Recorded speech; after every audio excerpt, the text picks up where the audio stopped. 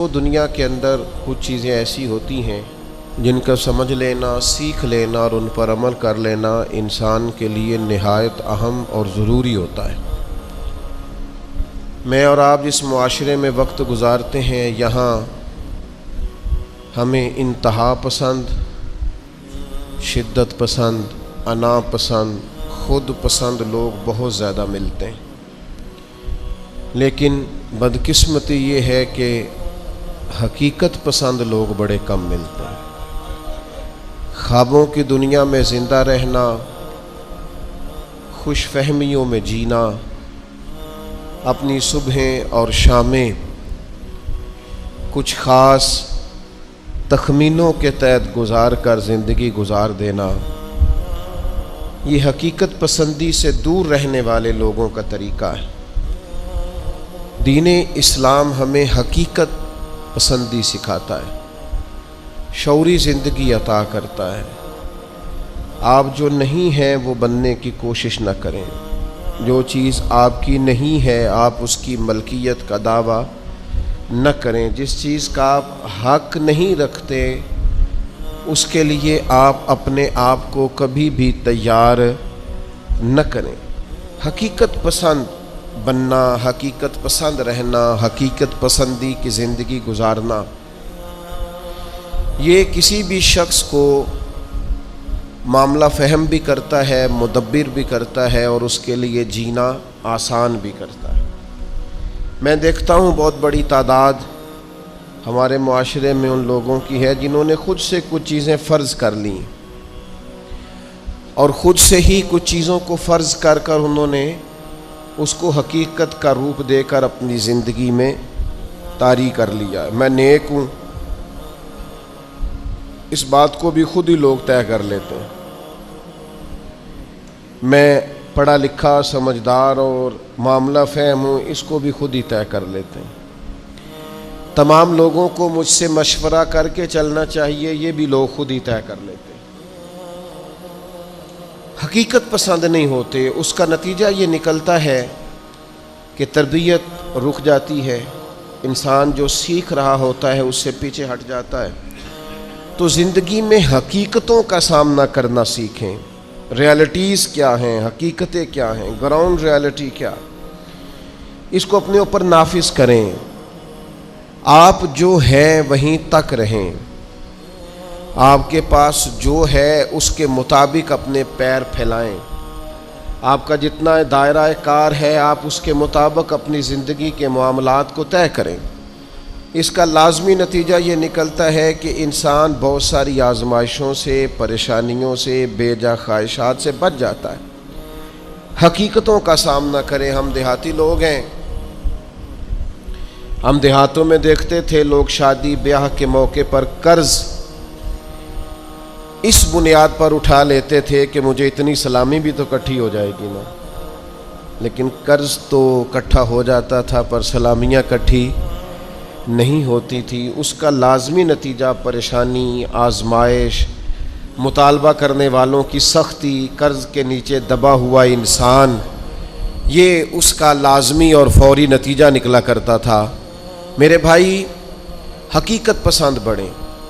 سب سے پہلے اور سب سے بڑی اس حقیقت کو سمجھ لیں کہ اس کائنات کا خالق اللہ تعالیٰ، یہ سب سے بڑی حقیقت ہے۔ اس حقیقت کے سائے میں جو لوگ زندگی گزارتے ہیں وہ لوگ کبھی بھی دشواریوں کا شکار نہیں ہوتے، کبھی بھی الجھاؤ کا شکار نہیں ہوتے۔ سب سے بڑی حقیقت یہ ہے کہ اللہ ہمارا رب ہے، خالق ہے، مالک ہے، رازق ہے، اور پھر سب سے بڑھ کر رحمان ہے اور رحیم ہے، پھر سب سے بڑھ کر غفار ہے اور ستار ہے۔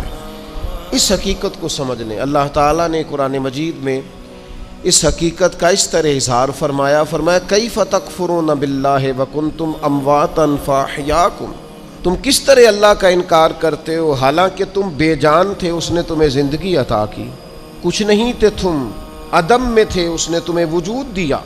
اور پھر ارشاد فرمایا ثم یمیتکم ثم یحییکم، پھر تمہیں مارے گا اور پھر تمہیں زندگی عطا کرے گا، ثم الیہ ترجعون، پھر تمہیں اسی کی طرف لوٹ جانا ہے۔ کبھی اس حقیقت سے کوئی شخص آنکھیں نہیں پھیر سکتا کہ یہ جو اس کا اپنا وجود ہے یہ بھی سارے کا سارا اللہ تعالیٰ کی مشیت اور اس کی رضا پر مبنی ہے۔ اس نے اپنا وجود بھی اپنی مرضی سے تشکیل نہیں دیا، قد کاٹ اپنی مرضی سے تشکیل نہیں دیا، حسن و جمال اپنی مرضی سے تشکیل نہیں دیا، تو پھر کیسی عجیب بات ہے یہ روزمرہ کے معاملات اپنی مرضی سے تشکیل دینا چاہتا ہے۔ اسے چاہیے کہ جس طرح اس کا وجود، اس کا حافظہ، اس کے چہرے کی ساخت اس کی اپنی مرضی کی نہیں، رب رسول کی مرضی کی ہے، تو پھر یہ بھی زندگی اپنی مرضی کی نہ گزارے، اس حقیقت کا قائل ہو جائے کہ جینا بھی اسی طرح ہے جو حکم اللہ تعالیٰ نے ارشاد فرمایا ہے۔ لیکن زندگی اللہ کی دی ہوئی، رزق اللہ کا دیا ہوا، سانسیں اللہ کی دی ہوئی، لوگ جینا اپنی مرضی سے چاہتے ہیں۔ یہ حقیقت پسندی سے دور بات ہے۔ جس شخص نے جو مشینری بنائی ہے آپ اسی سے پوچھیں گے اس کو کیسے چلانا ہے، آپ اسی سے دریافت کریں گے کہ کیا چیز استعمال کرنے سے صحت ٹھیک ہوگی، کیا استعمال کرنے سے خراب ہوگی۔ آپ اسی طبیب حکیم کے مشورے سے چلیں گے۔ ہم من چاہی زندگی چاہتے ہیں تو سب سے پہلے تو اس حقیقت کو سمجھ لیں کہ کائنات کا رب، اور جب بنائی اسی نے ہے تو چلے گی بھی اسی کے حکم کے ساتھ۔ دوسری بات، پوری دنیا اس بات کو اچھی طرح تسلیم کر لے کہ اللہ کے لاڈلے اور آخری نبی جناب محمد الرسول اللہ ہے صلی اللہ تعالی علیہ وسلم۔ اللہ تعالیٰ نے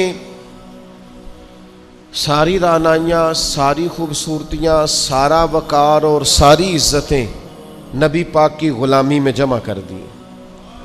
اب کوئی شخص اگر یہ چاہے گا کہ میں حضور سے ہٹ کر کہیں سے عزت اویل کر لوں، نبی پاک علیہ السلام کی پیروی سے ہٹ کر کہیں سے میں کوئی خیر کٹھی کر لوں، تو یہ حقیقت پسندی سے دوری ہے، ہو نہیں سکتا۔ وَمَن يُطِعِ اللَّهَ وَرَسُولَهُ فَقَدْ فَازَ فَوْزًا عَظِيمًا۔ کامیابی اسی شخص کو ملے گی جو اللہ اور اس کے رسول کی فرما برداری کرے گا۔ یہ کائنات کی سب سے بڑی حقیقت ہے کہ ساری کامیابیاں، سارا حسن، سارا کمال، ساری خوبصورتیاں حضور کی سنت اور شریعت سے وابستہ ہیں۔ ہم جتنا مرضی نئے دور کا فیشن اوڑھ لیں، جتنا مرضی بھاگ لیں، جہاں تک ہماری رسائی ہے ہم جا لیں، لیکن حق اور سچ یہی ہے کہ قُلْ إِن كُنتُمْ تُحِبُّونَ اللَّهَ فَاتَّبِعُونِي يُحْبِبْكُمُ اللَّهُ۔ اللہ کہتے ہیں محبوب ان سے فرما دیں اگر یہ رب سے محبت کرنا چاہتے ہیں تو آپ کی غلامی کریں، اللہ انہیں اپنا محبوب بنا لے گا۔ سب سے بڑی حقیقت یہ ہے۔ دوسری بات جو بڑی سمجھنے والی ہے اور غور کرنے والی ہے، اسی سے وابستہ، کہ یہ بھی کائنات کی سب سے بڑی حقیقت ہے کہ نبی کریم اللہ کے آخری نبی ہیں۔ ما کان محمد ابا احد من رجالکم ولکن رسول اللہ وخاتم النبیین۔ محمد صلی اللہ تعالی علیہ وسلم مردوں میں سے کسی کے باپ نہیں ہیں، لیکن اللہ کے رسول ہیں اور نبیوں میں سب سے آخری ہیں۔ سورج اپنی جگہ چھوڑ سکتا ہے، چاند اپنی جگہ بدل سکتا ہے، ستارے زمین پر آ سکتے ہیں، اس زمین کا سارا نظام بدل سکتا ہے، پر رسول پاک کے بعد کوئی نبی نہیں آ سکتا۔ یہ طے شدہ حقیقت ہے۔ آج جو لوگ قادیانیوں کے بارے میں، مرزائیوں کے بارے میں اپنے دلوں میں نرم گوشے پیدا کرتے ہیں اور وہ روغن خیالی کا مظاہرہ کرتے ہیں، وہ اچھی طرح سمجھیں کہ کائنات کی سب سے بڑی حقیقت یہ ہے کہ رسول پاک آخری نبی ہیں، اور اس حقیقت سے کوئی انکار کر سکتا؟ یہ طے شدہ حقیقتیں۔ اب حقیقتوں کو کوئی شخص بدلے گا، وہ اپنی عقل کو گمراہی کے رستے پر ڈالے گا۔ یہ حقیقت طے ہے اور قیامت تک طے ہے، اور فرما گئے ہیں ہادی کہ لا نبی بعدی۔ خود فرما دیا ہے نبی پاک علیہ السلام نے کہ میرے بعد کوئی نبی آ سکتا؟ تو اس حقیقت کو میرا خیال ہے ہر شخص کو منوان تسلیم کر لینا چاہیے۔ تیسری بات، کائنات کی سب سے بڑی حقیقت یہ ہے، ان حقیقتوں کے بعد کائنات کی، اللہ رسول کو ماننے کے بعد کائنات کی سب سے بڑی حقیقت یہ ہے کہ دنیا میں جو آیا ہے اسے دنیا چھوڑ کر جانا ہے.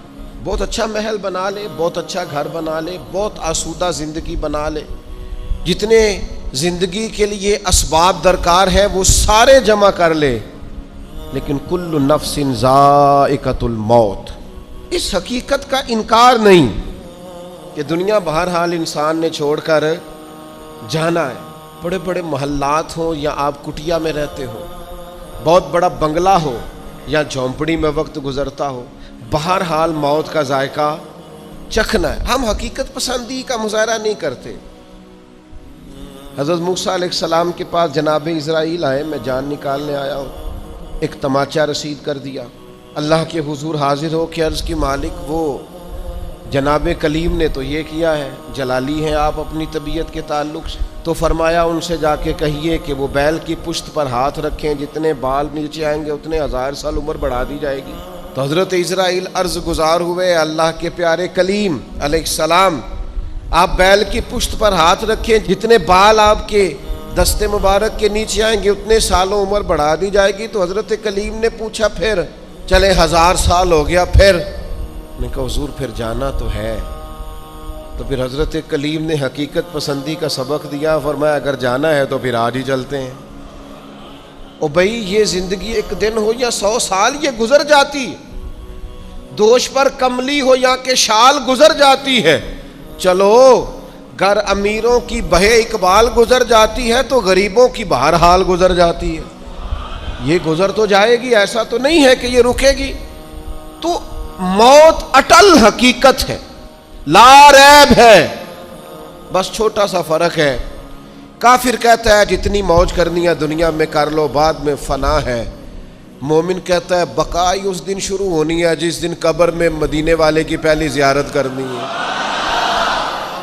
بس سوچ میں اتنا سا فرق ہے. ہم کہتے ہیں نقطہ آغاز وہ دن ہے جس دن قبر میں جائیں گے, لحد میں عشق رخ شاہ کا داغ لے کے چلے, اندھیری رات سنی تھی سو چراغ لے کے چلے, اور تیرے غلاموں کا نقش قدم ہے راہ نجات, وہ کیا بھٹک سکے جو یہ چراغ لے کے چلے. مومن اپنی زندگی کو مرتب کرتا ہے, وہ سمجھتا ہے یہاں مجھے اللہ کی رضا کے مطابق جینا ہے, اپنے مالک کریم کے حضور سجدہ ریز رہ کر سرنگوں رہ کر وقت گزارنا, اور پھر قیامت کے دن اللہ کا فضل اور اس کا کرم مجھے نصیب ہو جائے گا. موت اٹل حقیقت. میں آپ سے عرض کروں, کوئی نہیں تیاری کرتے لوگ موت کی. جتنی محنت ہے صرف جینے کے لیے, جتنی جد و جہد ہے صرف زندگی گزار دیں گے, جتنا وقت ہے صرف 60-70 سال کے لیے. ہمارا اور صحابہ کا فرق یہ تھا کہ وہ جتنی محنت کرتے تھے وہ مرنے کے لیے کرتے تھے. ہم جو کچھ بھی کر رہے ہیں ہم جینے کے لیے کر رہے ہیں. ہمیں ہر صورت جینے کے اسباب جمع کرنے, اور ان کا خیال یہ تھا کہ اصل کامیابی آخرت کی کامیابی ہے. والآخرۃ خیر وابقیٰ, آخرت خیر والی بھی ہے, رہنے والی بھی ہے. آخرت کے اکاؤنٹ کو مضبوط رکھتے تھے, وہاں نیکیاں ہر روز جمع کراتے تھے. قبر کی وہ 2 فٹ کی جگہ, اس کو خوبصورت بنانے کے لیے وہ زندگی میں گناہوں سے, عیبوں سے, جرموں سے, نافرمانیوں سے بچتے تھے. ساری جد و جہد جینے کے لیے کی, اور پھر حال یہ ہوا کہ دنیا سے جاتے وقت وصیتیں شروع کر دیں, پتر اتنے 1000 روپے فلان جگہ خیرات کر دینا, اتنے لاکھ فلانے کو دے دینا. اور بھائی صاحب جتنے آپ نے زندگی میں دیے ہیں بچوں نے بھی اتنے ہی دینے ہیں. آپ فکر نہ کریں, جتنی آپ نے اپنے ابا جی کے لیے دعائیں کی ہیں اس سے تھوڑی کم ہوں گی, زیادہ نہیں ہوں گی. اللہ فرماتے ہیں انسان کو وہی ملتا ہے جس کے لیے وہ کوشش کرتا ہے. آپ نے عمر بھر دنیا داری کے لیے کوشش کی تو نتیجہ سامنے. ادھر آنکھیں بند ہوتی ہیں, ادھر بیٹے ایک دوسرے پہ کیس کرا دیتے ہیں, یہ پلاٹ تو ابا جی مجھے کہہ گئے تھے, یہاں تو کچا رکا میرے پاس بھی ہے, یہاں تو 3 آدمیوں سے پوچھ لیں وہ میرے نام تھی. فتنے, فسادات, لڑائیاں اور دنگے. خدا را اس حقیقت کو سمجھ کیوں نہیں لیتے کہ دنیا چھوڑ کے جانا, اس نظریے کو بھانپ کیوں نہیں لیتے کہ تھوڑے دنوں کے لیے آئے, یہ ذہن ہمارا بن کیوں نہیں جاتا.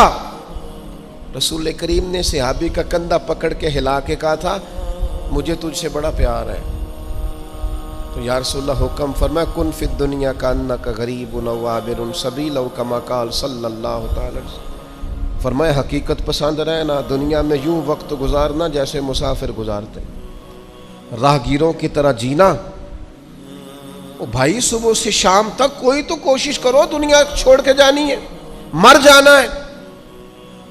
ہم سے زیادہ بلند پایا لوگ گزرے، ہم سے پہلے جتنے تھے سارے بلند درجات کے تھے. مالی طور پر مضبوط لوگ گزرے، عقلی طور پر مضبوط لوگ گزرے، سرمایہ زیادہ تھا گزر گئے، علم زیادہ تھا گزر گئے، فہم زیادہ تھا گزر گئے، حکمت زیادہ جانتے تھے گزر گئے، دانائی زیادہ جانتے تھے گزر گئے. حضرت ابراہیم علیہ السلام کے پاس جناب اسرائیل حاضر ہوئے، عرض کی حضور چلیے اللہ کریم کی بارگاہ سے پیغام اجل لایا ہو. تو حضرت خلیل علیہ السلام عرض کرنے لگے مالک کوئی خلیل بھی اپنے خلیل کے لیے پیغام اجل بھیجتا ہے؟ تو مالک نے فرمایا کوئی خلیل بھی اپنے خلیل کی ملاقات کو ناپسند کرتا ہے؟ تو ملنے کے لیے بلایا ہے تو آئیے نا. تو عرض کی مالک کو پیغام کبھی پہلے آ جاتا تیاری کر لیتے. تو کہا ابراہیم تندرست جسم میں جس دن پہلا درد ہوا تھا تو پہلا پیغام ہی تو بھیجا تھا. سیاہ بالوں میں جس دن سفید بال چمکے تھے تو پیغام بھیجا تو تھا. جس دن سیدھی کمر درد سے تھوڑی جھکنے لگی تھی تو پیغام بھیجا تو تھا. یہ پیغام تو یکے بعد دیگرے آتے رہے. آئے پیغام آئے، کبھی دادا کی چارپائی کو کندھا دیا، کبھی دادی کی چارپائی کو کندھا دیا، کبھی رشتہ داروں کے جنازے پڑے، کبھی ماں باپ کے جنازوں کو کندھے دیے. وقت تو سارے دیکھے، لیکن کیا خیال تھا صرف انہوں نے دنیا چھوڑنی تھی. ہمارا یہاں پکا ارادہ ہے، بہانے بازی کرتے ہیں ہم لوگ. میں بچوں کے لیے کر رہا ہوں، جن بچوں کے والدین ان کی پیدائش سے پہلے دنیا سے چلے جاتے ہیں وہ بچے پلا نہیں کرتے، ان کے یہاں رزق نہیں آیا کرتا. آپ جائز ناجائز اکٹھا کر رہے ہیں بچوں کے لیے، جھوٹ بول رہے ہیں آپ. خدا را اس حقیقت کو سمجھنا، ایسے ہی حقیقت پسندی سے دور نہ ہو جانا. موت ہر وقت تلاش کرتی ہے، ڈھونڈ لیتی ہے. ایک ساتھ آگے نہ ایک ساتھ پیچھے، پھر جانا ہے اور بہرحال جانا ہے. بھول جاتے ہیں لوگ،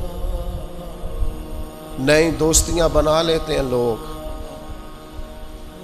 نئے تعلقات بنا لیتے ہیں لوگ. آہستہ آہستہ ہمارے بعد لوگ دوسروں کو قبول کرنا شروع کر لیتے ہیں. وہ میں قبرستان جایا کرتا تھا تو پہلے قبروں کے پیچھے زیادہ تر یہی لکھا ہوتا تھا آخری آرام گاہ. کچھ عرصہ پہلے چند سال ہوئے میں قبرستان گیا تو ایک قبر کے کتبے کی بیک سائڈ پہ لکھا تھا میں بہت اہم تھا، یہ میرا وہم تھا. وہم تھا میرا کہ میں بڑا اہم ہوں، ایسا کچھ بھی نہیں تھا. کس نے کہا ہے میں اہم تھا؟ کوئی بھی نہیں، سارے کام چل رہے ہیں، کچھ بھی ایسا نہیں ہوا. بھائی اس حقیقت کو سمجھو، جانا ہے اور بہرحال جانا ہے، اور دنیا کو بہرحال چھوڑنا. حقیقت پسند بنے. اور یہ جو سہارے ہم نے لیے ہوئے ہیں جان بوجھ کر جھوٹ کے اور ڈانگ ٹپاؤ پالیسی کے، دیکھی جائے گی بس ٹھیک ہو جانا ہے بس تھوڑا ہی، اس سے باہر آ جائیں. اب کتنی کو دیر، کتنا کو بچپنا، کتنا کو لڑک پن، کتنے کو شغل، کتنا کو تصویروں کی دنیا کی زندگی، کتنا کو خواب. میں ایک دوست شکوہ کرنے لگے، کہنے لگے تھوڑا سا الجھ گیا تھا، امید تھی مجھے ڈھیر سارے دوست آ جائیں گے اور میری اس پریشانی میں میرے ساتھ کھڑے ہو جائیں گے اور میں نکل جاؤں گا اس پریشانی سے. تو میں نے کہا یہ تو خوابوں کی زندگی ہے. جتنے لوگوں کے ساتھ آپ زندگی میں کھڑے ہوئے اتنوں نے آپ کے ساتھ کھڑے ہونا تھا. آپ خود اندازہ کر لیں. ہمیں بہت ساری چیزیں یاد آتی ہیں جب ہمیں کوئی کام بتاتا ہے تو سیم صورتحال دنیا کی ہے. ہم حقیقت پسند نہیں، کہانیوں کی دنیا میں زندہ ہیں. رنگوں کی دنیا میں زندہ ہیں، تصویروں کی دنیا میں زندہ ہیں، لائکس اور کومنٹس کی دنیا میں زندہ ہیں، سٹیٹس کی دنیا میں زندہ ہیں۔ حقیقت کچھ اور ہے، افسانہ کچھ اور ہے، خواب کچھ اور ہے، دن کا اجالا کچھ اور ہے۔ میرے بھائی، سفر گھر بیٹھ کے میپ پر ماپنا اور ہے، اور سواری پر بیٹھ کر وہ منزلیں طے کرنا کچھ اور ہے۔ یاد رکھنا، گھر بیٹھ کر یہ کہنا کہ میں آیا یہ اور ہے، اور جب پاؤں میں آبلے پڑ جائیں، چھالے پڑ جائیں، اور جب ذہن چکرانے لگے اور گاڑیوں میں بیٹھتے نظریں گھومنے لگیں، تو اس وقت منزلوں کا تعین کرنا یہ کچھ اور ہے۔ جسے زندگی ہو پیاری وہ یہیں سے لوٹ جائے۔ اپنی زندگی میں حقیقت پسند بنے، کبھی بھی آنکھیں بند۔ میں کبھی کبھی تڑپ جاتا ہوں، کچھ لوگ بڑے ہی حقیقت پسند تھے، بڑے۔ حضرت عمر رضی اللہ تعالیٰ عنہ بڑے حقیقت پسند تھے، کبھی کسی خواب کا سہارا نہیں، کچھ نہیں۔ کسی نے بڑی تعریف کی حضرت عمر کی، کہا کیا بات، اور وقت شہادت کی۔ حضرت عمر نے ساری فضیلتیں اپنی سنی ہوئی تھیں، پر عاجزی کا منظر، خود عاجزی کر رہے تھے، ہمیں حقیقت بتا رہے تھے۔ فرمانے لگے تمہارا خیال ہے عمر کی بڑی شان ہے، لیکن یہ انداز عجز دیکھنا۔ فرمانے لگے میرے لیے دعا کرنا، مجھے زخم لگ گیا ہے، میں دنیا چھوڑ رہا ہوں، میرے لیے دعا کرنا۔ درجہ نہیں چاہیے، بس میری نیکیاں اور میری بدیاں معاذ اللہ برابر برابر ہو جائیں، میرا رب بس اتنا کہہ دے جا تجھے معاف کیا، اس سے زیادہ نہیں۔ یہاں تو جس نے 15 دن نفل پڑھ لیے ہیں اور 10 عمرے کر لی ہیں، اس کے پاس بھی چٹ ہے جیب میں جنت جانے کی۔ یہاں جس نے 5-6 اکٹھی مسلسل محفل نعت کرائی ہیں، اس کے پاس دونوں جیبوں میں لسٹیں نعت خان، خطیب، پیر دے گئے کہ تو فکر نہیں کرنی، تیرے لیے ہر چیز کنفرم ہے، تو بہت بڑا عاشق رسول ہے۔ جیبوں میں ڈگریاں لیے پھرتے ہیں لوگ۔ اور حضرت عمر کیا کہتے ہیں؟ دعا کرنا برابر برابر ہو جائے، برابر۔ امام جعفر صادق رضی اللہ تعالیٰ عنہ، میرا وجدان ہے، میں سادہ آدمی ہوں، دعوے سے بچتا ہوں، لیکن ایک فقیرانہ سا دعویٰ کرتا ہوں، امام جعفر صادق کا خالی نام لینے سے فیض نصیب ہوتا ہے۔ کسی کا قول نہیں سنا رہا، ذاتی بات کر رہا ہوں۔ ذکر کرنے سے، نام لینے سے طبیعت کے اندر نورانی فیوز و برکات حاصل ہوتے ہیں۔ اتنا بڑا آدمی، امام اعظم ابو حنیفہ فقہ میں سب سے بڑے امام ہے۔ کسی نے کہا عمر کتنی؟ فرمایا 2 سال کا حضور بڑھاپا اور 2 سال۔ فرمانے لگے عمر وہی 2 سال ہے جو امام جعفر صادق کی خدمت میں گزر گئی۔ اتنے بڑے آدمی سیدنا امام جعفر صادق حقیقت پسند بڑے تھے۔ حضرت داؤد طائی ان کے شاگرد ہیں، مرید ہیں، خلیفہ ہیں۔ ایک دن کہنے لگے ادھر آ داؤد، حضور حکم ہو۔ فرمایا میری آخرت کے لیے دعا کرنا، صرف تعلیم کے لیے، تربیت کے لیے، امت کو پیغام دینے، میری آخرت کے لیے دعا کرنا۔ حضرت داؤد طائی رو پڑے، عرض کی حضور آپ حضور علیہ السلام کے نواسے، خاندان رسول ہیں، میں آپ کے لیے دعا کروں؟ تو فرمانے لگے یہی تو دعا کرانی ہے کہ کہیں قیامت میں نانا کے حضور مجھے شرمندگی نہ اٹھانی پڑے، دعا کرنا میں کامیاب رہوں۔ میں ڈھیر سارے ایسے سادات کو جانتا ہوں جنہوں نے زندگی بھر کسی کو بتایا نہیں میں سید ہوں۔ وہ کہتے تھے یار ذرا وہ سٹیٹس بن جائے، معیار بن جائے کردار و عمل کا، علم و فضل کا، پھر کریں گے اظہار۔ عاجزی میں رہے عمر بھر، خدا را حقیقت پسند بنے، ریالٹیز کو سمجھیں، جو اصل ہے اس پر آپ قائل ہوں، جو اصل نہیں اس پر آپ کبھی بھی ایک اور حقیقت بھی اچھی طرح سمجھ لیں۔ یہ ڈھیر سارے لوگ جو رکے دیتے ہیں، پیغام دیتے ہیں اور مجھ سے محبت کی وجہ سے بار بار دعا کا کہتے ہیں، انہیں ایک حقیقت سے پردہ اٹھا کے بتانے لگا ہوں۔ یہ کائنات کی بہت بڑی حقیقت ہے کہ جس کو مشکل آئی ہے نا، اس کے لیے اللہ آسانی بھی فرمائے۔ بہت بڑی حقیقت ہے، کیوں کہ قرآن مجید نے کہا فَإِنَّ مَعَ الْعُسْرِ يُسْرًا، ان مع العسر یسرا، فرمایا بے شک مشکل کے ساتھ آسانی ہے، بے شک مشکل کے ساتھ آسانی. یہ حقیقت ہے قرآن کی بتائی ہوئی. اس لیے جہاں جہاں بھی مشکلات ہیں وہ سمجھ لیں کہ بڑی جلدی یہ مشکلات دروازہ بنے گی، اور جیسے ہی دروازہ کھلے گا سامنے آسانیاں نظر آئیں گی. حضور غوث اعظم رضی اللہ تعالیٰ عنہ، شیخ عبد القادر الجیلانی رضی اللہ تعالیٰ عنہ فرماتے مجھ پر سخت مشکلات آئیں، یہاں تک کہ بھوک کی وجہ سے، شدت بھوک کی وجہ سے میں زمین پر لیٹ گیا، اور ذرا میں پریشان ہونے لگا تھا کہ خود بخود میری زبان پر یہ آیتیں جاری ہو گئیں، فَإِنَّ مَعَ الْعُسْرِ يُسْرًا، إِنَّ مَعَ الْعُسْرِ يُسْرًا. فرمایا میں آیتیں پڑھ رہا تھا، اٹھ کے بیٹھا، چلنے لگا، کام میں لگ گیا، چند ہی دنوں میں اللہ نے ساری مشکلات کو آسان فرما دیا. یہ حقیقت ہے، اس حقیقت کو کبھی جھٹلانا. اس لیے یہ جو لوگ اکثر کہتے ہیں نا کہ جناب اسلام پر بڑی مشکلات ہیں اور حالات بڑے سخت ہیں اور فلانا کیا کر رہا ہے اور فلانا کیا کر رہا ہے، تو میں کہا کرتا ہوں یہ جتنا زیادہ گمہ ہوتا ہے نا طوفان اتنا تیز آیا کرتا ہے. گھٹن جتنی زیادہ ہو ہوا پھر اتنی. مسلمانوں نہ گھبراؤ، خدا کی شان باقی ہے، ابھی اسلام زندہ ہے، ابھی قرآن باقی ہے.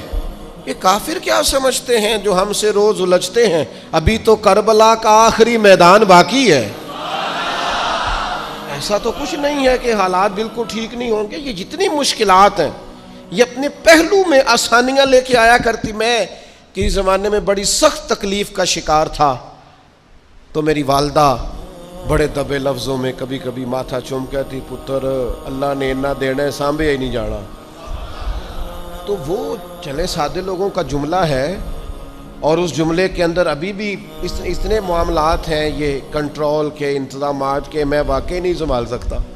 وہ کئی سارے لوگ ملیں تو تب سنبھالے جاتے ہیں. بھائی ہر مشکل اپنے دامن میں آسانی رکھتی ہے. ڈسٹرب نہ ہو، مینٹلی طور پر پریشان نہ ہو. جیسے ہی مشکل آئے قرآن کا یہ فیصلہ ہے کہ وہ اپنے ساتھ آسانی لے کے آئے گی. اور ایک اور حقیقت بھی اچھی طرح سمجھ لیں، رزق بندے کو تلاش کرتا ہے. آپ کو گھر سے نکلنا ہے، کوشش کرنی ہے، محنت کرنی ہے، لیکن جو جائز نہیں اس کی طرف ہاتھ نہیں بڑھانا. اس لیے کہ جو آپ کا ہے وہ تو آپ کو ڈھونڈ رہا ہے. بس آپ نے کوئی کاروبار شروع کیا نہیں، تھوڑی سی محنت کی نہیں، تو وہ جو آپ کا رزق ہے نا وہ آپ کو تلاش کر رہا ہے، وہ ڈھونڈ رہا ہے، وہ آپ تک پہنچ جائے گا. یہ اتنی بڑی، بہت سارے دوست آ کے کہتے ہیں مجھے کسی نے کہا تجھے بندش کر دیا. تو پہلے بھی کہہ چکا ہوں یہ ہو سکتا صحیح ہے اللہ نے بھیجا تھا آپ کی طرف اور رستے میں کسی بندے نے روک دیا. یہ کیسے ہو سکتا ہے؟ اتنی کمزور بات کیسے کر سکتا؟ اللہ نے بھیجا تھا اور بندے نے بندش کرا دی، یہ کیسے ہو سکتا ہے؟ کو بات کو سمجھیں، بھیجنے والا مالک ہے. سنیں رسول اللہ صلی اللہ علیہ وسلم کا اتنا قیمتی فرمان.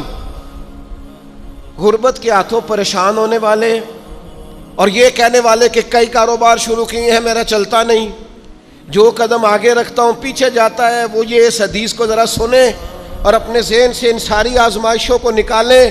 اللہ کے پیارے رسول علیہ السلام نے فرمایا رزق بندے کو اسی طرح تلاش کرتا ہے جیسے موت بندے کو تلاش کرتی ہے. یہ جہاں بھی ہو، جس مقام پہ بھی ہو، جب وقت آتا ہے تو موت پہنچ جاتی ہے نا. تو جب خدا کا ارادہ کرم ہوتا ہے تو رزق بھی پہنچ جاتا ہے. آپ محنت جاری رکھیں، کاروبار کرتے رہیں، جد و جہد کرتے رہیں، جو آپ کا ہے وہ آپ تک پہنچ جائے گا. اپنی زندگی میں حقیقت پسند بنے.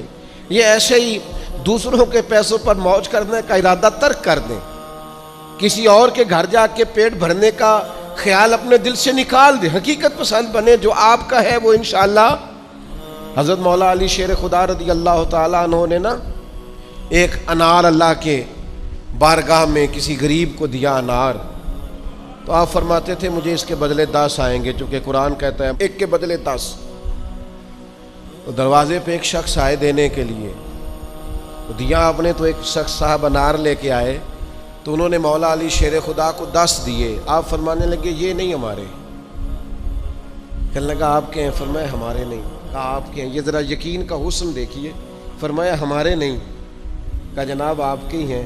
فرمایا نہیں، ہمارے تو آنے تھے 11، چونکہ ایک کے بدلے میں اللہ نے 10 دینے تھے، ایک ہمارے والا اور 10 اللہ کی طرف سے انعام آنے والا۔ اس شخص نے جیب میں ہاتھ ڈالا، کہنے لگے اے شیر خدا، آپ کے یقین کامل پہ بھی قربان جاؤں، میں 11 ہی لایا تھا، بس دیکھ رہا تھا شیر خدا کیا فرماتے ہیں۔ آپ کا یقین، آپ کا اللہ کی ذات پر بھروسہ، کیا خوبصورت انداز ہے۔ محنت تو کی ہے کسی کے گھر میں، مزدوری تو کی ہے کسی کے ہاں، نوکری تو کی ہے کسی کے ہاں، لیکن وہ کی کسی بندے کے ہاں ہے، رزق بارہ اللہ عطا کرے۔ میرا خیال ہے اگر یہ ذہن بن جائے تو یہ جو ہم روز شکوے کرتے ہیں نا، فلانا ظالم ہو گیا، فلانا جابر ہو گیا، فلانا فاسق ہو گیا، اگر کوئی ہے تو ظاہر ہے وہ اپنے جرم کی سزا پائے گا، لیکن ہم اس آزمائش سے بھی باہر آ جائیں، زندگی حقیقت پسندوں والی گزاریں۔ خیالات کی دنیا، خوابوں کی دنیا، لوگوں پر بھروسہ، بندوں سے امیدیں، مخلوق خدا پر توجہ، اتنے مل جائیں گے، اتنے آ جائیں گے، فلانا اتنی مہربانی کر دے گا، ان ساری جو ہماری حقیقت پسندی سے دوری ہے، اس ساری چیز، یہ ساری خوابوں کی دنیا ہے۔ آپ حقیقت کی دنیا میں آئیں، زمین پر آئیں۔ کبھی بھی وہ کسی نے کہا تھا محبت کو سمجھنا ہے تو نہ سے خود محبت کر، کنارے سے کبھی اندازہ طوفان نہیں ہوتا، پانی میں اترے تو پتہ چلتا ہے پانی کتنا کتنا ہے۔ اس لیے عزیز بھائی، میری بالخصوص نوجوانوں سے گزارش ہے، حقیقت پسند بنو یار۔ آپ جو نہیں ہیں وہ بننے کی ضرورت، بہت پہلے کہا تھا پھر کہتا ہوں، ایک بزرگ کہتے ہیں میں ہر ایک سے نصیحت لے لیتا تھا، ایک طوائف گزر رہی تھی تو وہ بھی مجھے نصیحت کر گئی، میں نے اسے کہا کہ پردہ کر، اللہ سے ڈر۔ اس نے ایسا جواب دیا کہ کئی گھنٹے بابا جی بے ہوش رہے۔ کہتے میں نے کہا پردہ کر، اللہ سے ڈر، تو کہنے لگی حضور معاف کرنا، آپ نے ایک بات کی ہے تو ایک میں بھی کر لوں۔ میں نے کہا بیٹا کر لو، تو کہنے لگی میں انشاءاللہ توبہ بھی کروں گی، پردہ بھی کروں گی، پر ایک بات کرنی ہے، میں جو ہوں وہی کہلاتی ہوں۔ آپ بتائیے آپ جو کہلاتے ہیں آپ وہ ہیں کہ یا ڈھونگ رچایا ہوا ہے؟ سچ بتائیں، لوگ تو آپ کو ولی اللہ مانتے ہیں، درویش، صوفی، فقیر، خدا ترس مانتے ہیں، آپ نے ڈھونگ رچایا جو آپ ہیں بھی۔ فرماتے ہیں اللہ اکبر کا اور بے ہوش ہو کے زمین پہ گر پڑا، اور پھر میں اسے ڈھونڈتا رہا، زبان خلق کو نکارائے خدا سمجھو۔ او بھائیو، حقیقت پسند بنو۔ یہ جو ہم نے بہانے بازی اپنے ساتھ لگائی ہوئی ہے، اپنے ساتھ دھوکہ کرنا چھوڑ دو، اپنے آپ کے ساتھ ظلم چھوڑ دو، اپنے آپ کے ساتھ زیادتی چھوڑ دو، اپنے آپ کے ساتھ جان بوجھ کر خوش فہمیوں میں زندہ رہ کر عمل سے دور ہونا اور اپنے لیے معاذ اللہ قیامت کی سزائیں اکٹھی کرنا، اسے چھوڑ دو۔ حقیقت حال پر میں، اللہ مجھے معاف کرے، خدا نہ کرے میرے منہ سے کوئی ایسی بات نکلے، یہاں لوگ بچے داخل کرانے آتے ہیں، کہتے ہیں یہ بچہ داخل کر لیں، حفظ کرا دیں، ہماری بخشش کا ذریعہ بن جائے گا، تو میں کہتا ہوں آپ کی ابھی 35 40 سال 45 سال عمر ہے، آپ اپنی بخشش کے لیے خود تیاری کیوں نہیں کرتے؟ یہ بچہ آپ کی بخشش کے تو کرائے گا، حدیث میں موجود ہے، لیکن میرے بھائی یہ کیا بات ہوئی، آپ نہ جائز دیکھیں نہ ناجائز دیکھیں، نہ نماز کا خیال کریں نہ حدود اللہ کا خیال کریں، اور آپ نے ذہن بنا لیا ہے کہ بچہ داخل کرا دیا تو بخشا دے گا۔ اور وہ جو بخشانے والی بات ہے نا مشکات میں، اس کے بھی لفظ کیا ہے؟ فرمایا جو قرآن مجید کو پڑھے اور قرآن کے حلال کو حلال جانے اور حرام کو حرام جانے، وہ اپنے خاندان کے 10 بندے لے کر جنت میں جائے گا۔ میں انکار نہیں کرتا، یہ بہت بڑی بشارت ہے، حافظ بندے جنت میں لے کے جائیں گے، اور اعلیٰ حضرت نے لکھا ہے عالم دین کے شاگردوں کی تعداد آسمان کے تاروں کے برابر بھی ہوئی تو اللہ عالم کی سفارش ان کے حق میں قبول فرمائے گا۔ یہ بات درست ہے، پر یہ کہ آپ بھروسہ کر کے بیٹھ گئے۔ حضرت ابو ہریرہ رضی اللہ تعالیٰ عنہ نے کہا تھا حضور جو کلمہ پڑھے گا جنت میں جائے گا، تو یہ روایت میں بیان کر دوں تو حضرت عمر قریب تھے، عرض کی حضور اس طرح تو لوگ عمل کرنا چھوڑ دیں گے، تو حضور نے فرمایا ابو ہریرہ رہنے دو، ان کو وہی باتیں بتاؤ جو عمل کے قریب کریں۔ بڑی خوش فہمیاں ہیں، نا عاقبت اندیشیاں ہیں، کبھی کبھی لوگوں کی باتیں سن کے ہم حیران ہو جاتے ہیں، کہ یار چھوڑ دیں آپ، حقیقت پسند بنیں، کم از کم میں، کم از کم آپ، ہم تو اتنا سوچیں کہ یار بس جو اصل ہے اس پر رہیں، اصل سے آگے بڑھنے کی کوشش نہ کریں، ورنہ پھر زندگی ہواؤں کی نظر ہو جائے گی، خوابوں میں جینے کی ضرورت نہیں ہے۔ آپ آنکھ کھولیں، بیدار ہوں اور بیداری میں زندگی گزاریں، آپ کو لطف آئے گا کہ جو آپ ہیں وہی آپ کر رہے ہیں۔ میں اللہ کے حضور بڑے درد دل سے آج عرض گزار ہوں، اے اللہ پوری دنیا کے مسلمانوں کو، پاکستان والوں کو اللہ حقیقت پسند کر دے، محنت کا عادی کر دے، کردار و عمل کو ٹھیک کرنے والا کر دے، آسانی والا کر دے، شعوری زندگی گزارنے والا کر دے۔